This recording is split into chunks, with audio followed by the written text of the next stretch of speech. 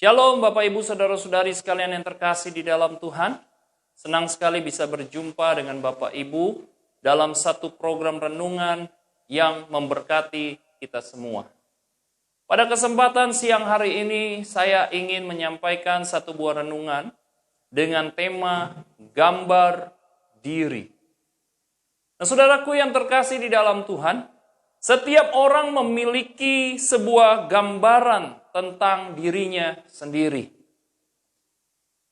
Tetapi pertanyaannya adalah, apakah gambar diri Anda sudah sesuai dengan apa yang Tuhan katakan di dalam firman Tuhan?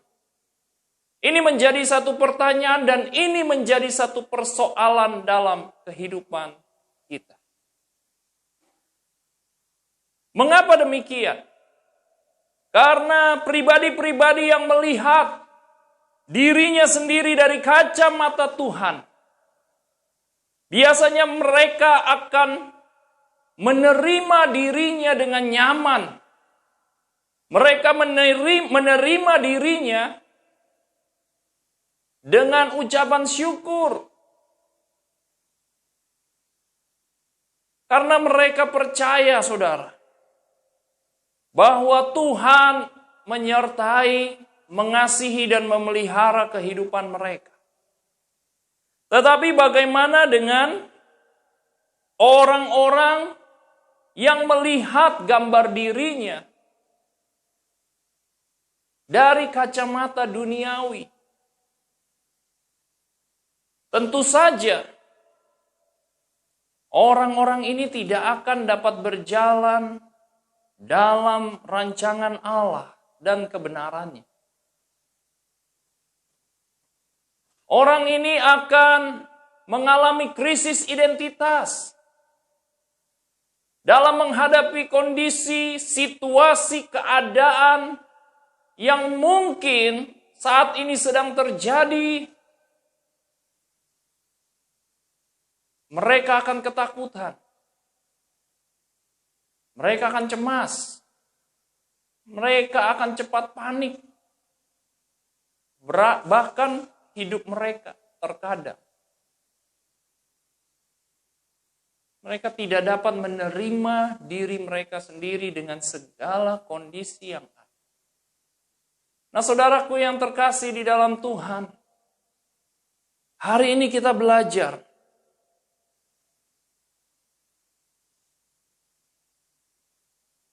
orang lain boleh menilai kita, tetapi penilaian kita terhadap diri kita sendiri itu jauh lebih penting.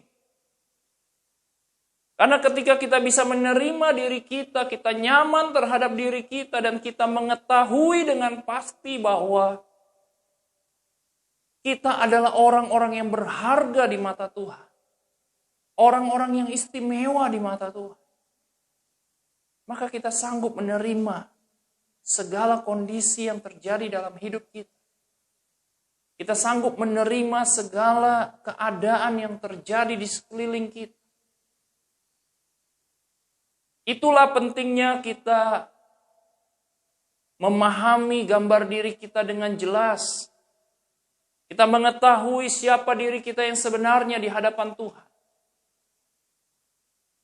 Saudaraku yang terkasih di dalam Tuhan, Kejadian pasal 1 ayat 26 dan 27 berkata, "Berfirmanlah Allah, baiklah kita menjadikan manusia menurut gambar dan rupa kita, supaya mereka berkuasa atas ikan-ikan di laut dan burung-burung di udara, dan atas ternak dan atas seluruh bumi, dan atas segala binatang yang merayap di bumi." Ayat yang ke-27 berkata, "Maka Allah menciptakan manusia itu menurut gambarnya." Menurut gambar Allah, garis bawahi, menurut gambar Allah. Diciptakannya dia, laki-laki dan perempuan. Diciptakannya mereka. Bapak, Ibu, Saudara-saudari yang terkasih di dalam Tuhan. Ayat di atas menunjukkan bahwa kita adalah ciptaan yang mulia di hadapan Tuhan. Hanya manusia saja yang Allah ciptakan berdasarkan gambar dan rupanya. Dari semula, manusia memiliki gambar diri yang sangat-sangat sempurna. Kalau kalian baca di Kejadian pasal 1, pasal 2, manusia diciptakan begitu luar biasa. Manusia diciptakan begitu mulia. Menurut gambar dan rupa Allah. Bahkan di ayat yang ke-27 yang tadi kita baca, gambar Allah. Menurut gambar Allah diciptakannya dia laki-laki dan perempuan. Saudaraku yang terkasih di dalam Tuhan, kita ini dari semula memiliki gambar diri yang sempurna. Tetapi pada Kejadian pasal yang ketiga, kalau saudara membaca dengan baik dan benar, maka saudara akan menemukan iblis adalah perusak yang berusaha untuk membuat manusia tidak serupa dan segambar dengan Allah.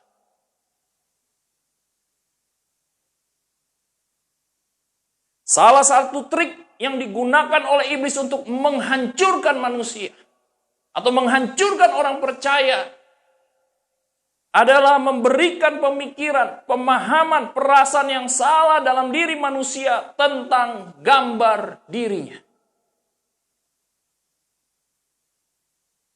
Iblis berusaha menghancurkan segala yang sempurna di dalam diri manusia sebagai ciptaan Allah. Saudaraku yang terkasih di dalam Tuhan, trik iblis yang begitu licik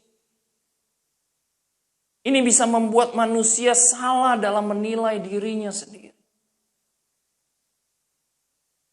Sehingga banyak orang telah kehilangan identitas dirinya yang sebenarnya di hadapan Tuhan. Gambar diri yang bermasalah ini memiliki kemampuan untuk membawa seseorang keluar dari rancangan Allah. Keluar daripada rencana Allah yang begitu hebat. Dan terpisah dengan Allah.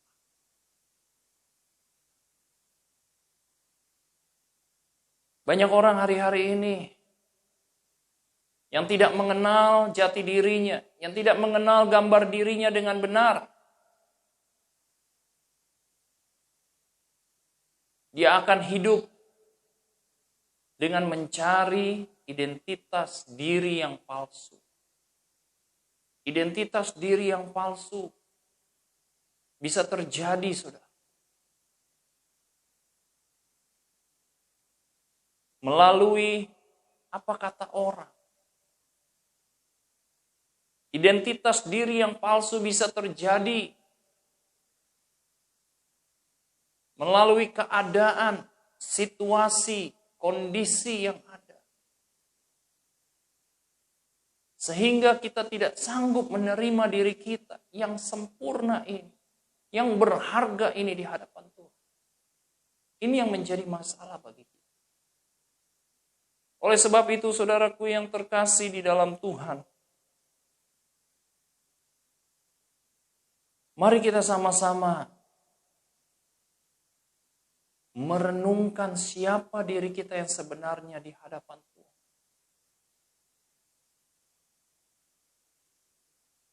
Karena ketika gambar diri kita tidak lagi sesuai dengan apa yang Tuhan katakan, maka dalam menjalani kehidupan kita hari-hari ini, kita akan kehilangan rencana Tuhan yang begitu indah. Kita akan kehilangan segala sesuatu yang begitu berharga dalam kehidupan kita. Allah tidak mau kita kehilangan sesuatu yang berharga dalam hidup kita, yaitu gambar diri yang telah Dia ciptakan sempurna Pada waktu pertama kali manusia diciptakan. Oleh sebab itu saudaraku, pada waktu saya merenungkan Kejadian pasal yang ketiga, ketika Hawa dihampiri oleh ular,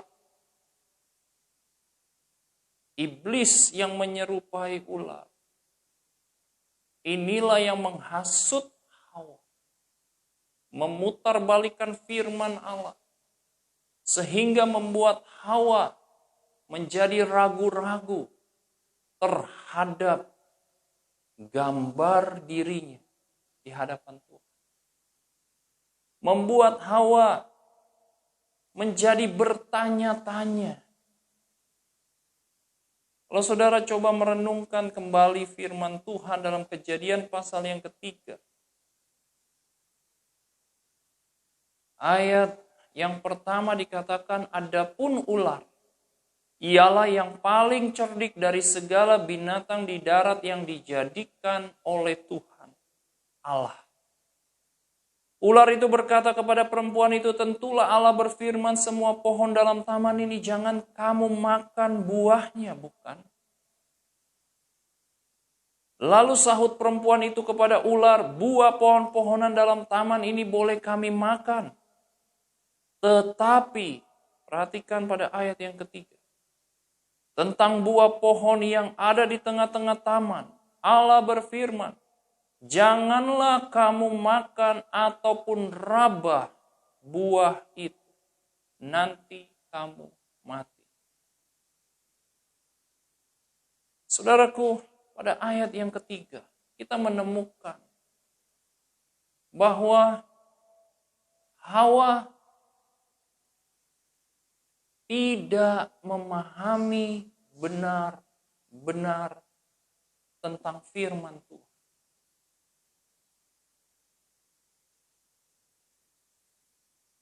Ketika Yesus memberikan perintah kepada Adam untuk tidak makan buah pengetahuan baik dan jahat, Tuhan tidak berkata untuk jangan meraba buah itu. Nanti kamu mati. Tetapi jangan makan buah itu. Ini peraturannya jelas. Jangan makan buah itu. Kalau hanya sekedar meraba, tidak apa-apa. Tetapi ketika kamu memakannya, pastilah kamu mati.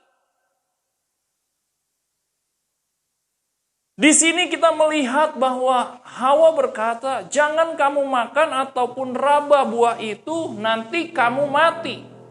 Artinya saudaraku, di sini ada kesalahpahaman atau miskomunikasi.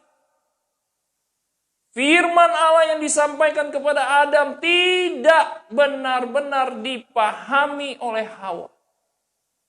Sehingga pada waktu itu Hawa menjawab pertanyaan iblis yang menyerupai ular dengan salah.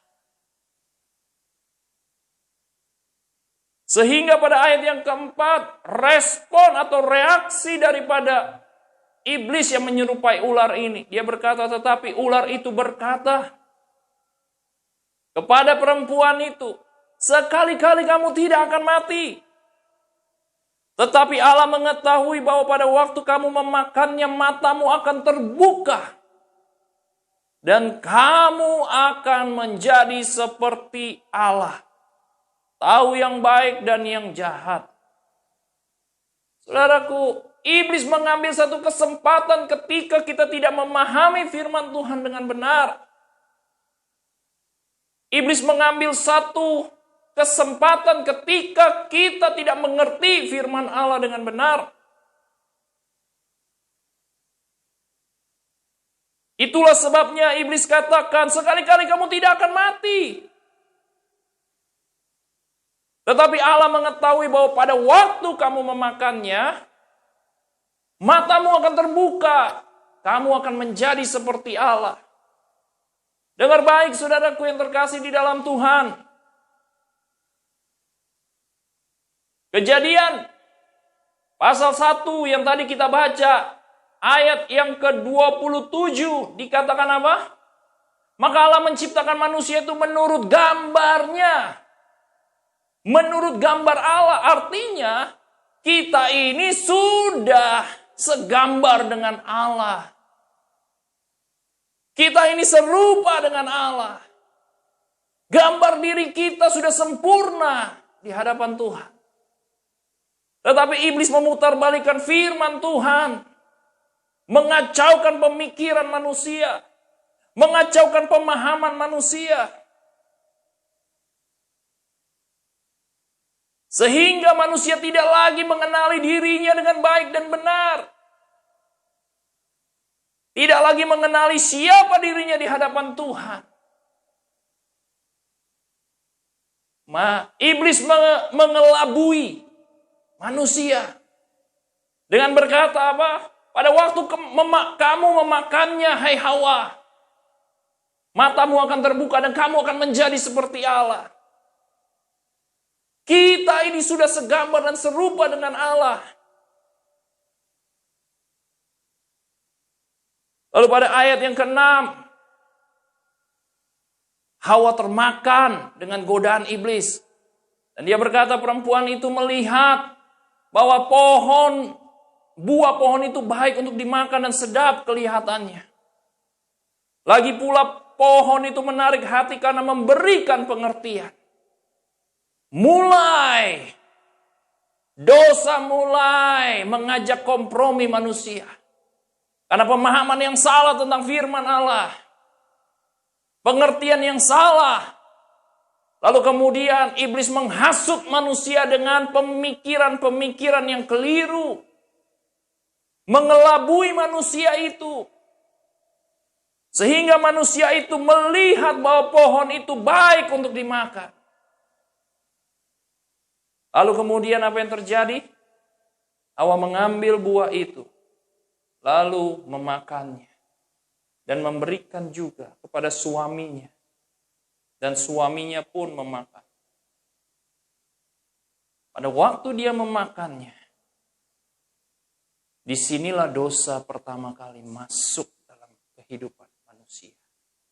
Dosa merusak gambar diri manusia yang tadinya sempurna di hadapan Tuhan.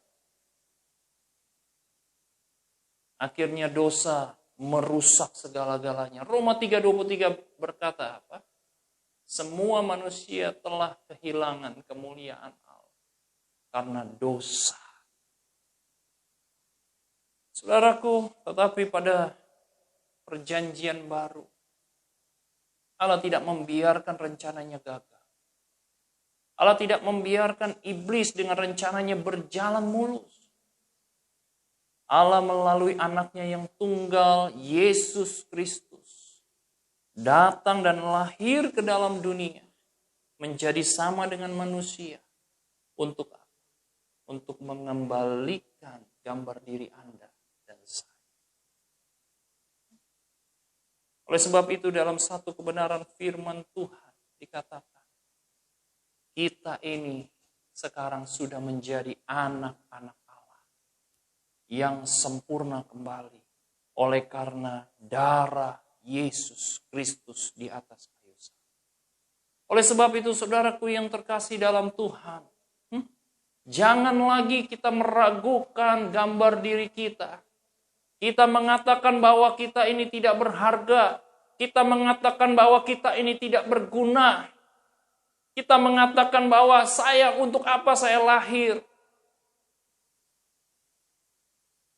Saudara dengar baik.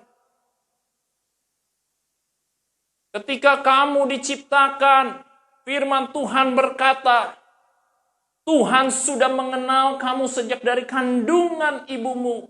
Tuhan sudah punya rencana yang indah dalam kehidupanmu. Siapapun kamu, dengan apapun kondisimu hari ini, Tuhan sudah punya rencana yang indah. Sebab Dia menjadikanmu serupa dan segambar dengannya.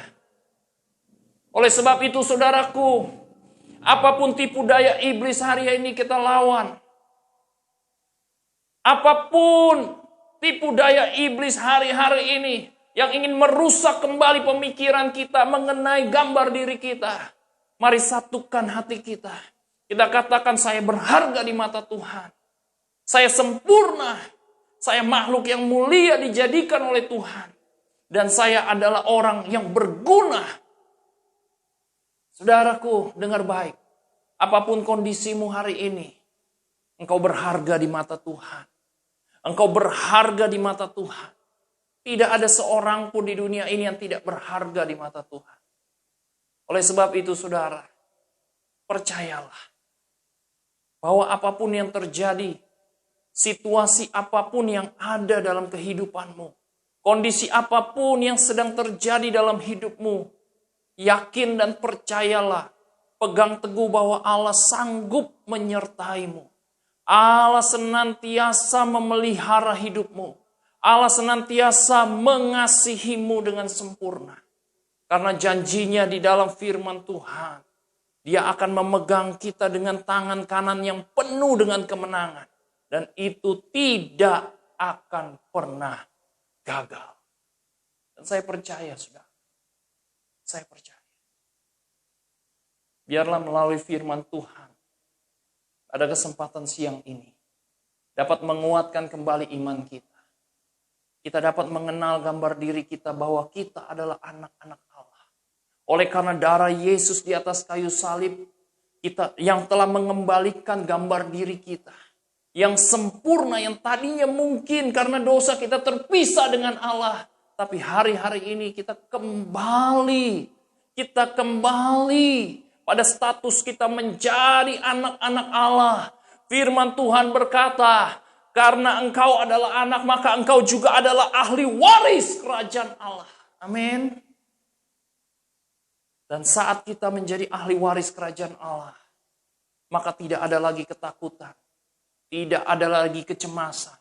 Tidak ada lagi kepanikan yang menguasai hidup kita. Karena kita percaya bahwa Yesus ada bersama dengan kita. Tuhan Yesus memberkati saudara.